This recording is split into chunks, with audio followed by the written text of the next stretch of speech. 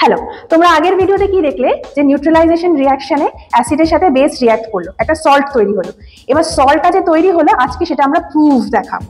তো সেম আমরা কি নিতে হবে, HCl নিচ্ছি, ঠিক আছে, খুব সামান্য HCl নেব। আজকে আমরা স্ট্রং অ্যাসিডের সাথে স্ট্রং বেসের রিঅ্যাকশন দেখাবো যাতে তোমরা NaCl ফর্মেশনটা প্রপার দেখতে পাও। এবার আমরা ড্রপ ওয়াইজ NaOH অ্যাড করব।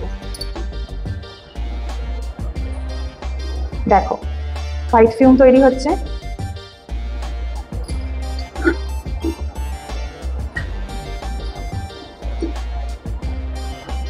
সি, এটা হচ্ছে NaCl এর পার্টিকেলস।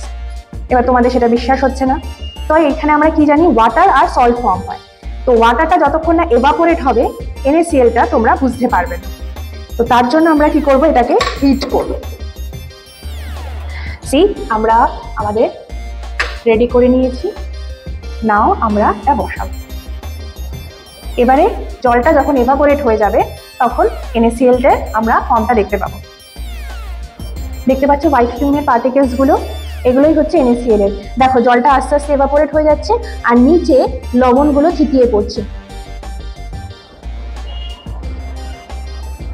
খুব সামান্যই লবণ তৈরি হবে যেহেতু NaOH এর পরিমাণটা কম।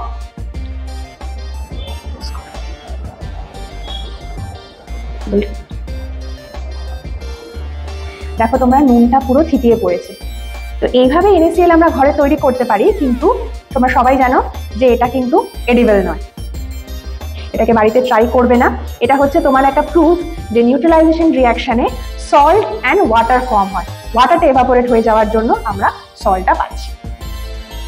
কেমন লাগলো তোমাদের ভিডিওটা আমাদেরকে অবশ্যই জানাবে।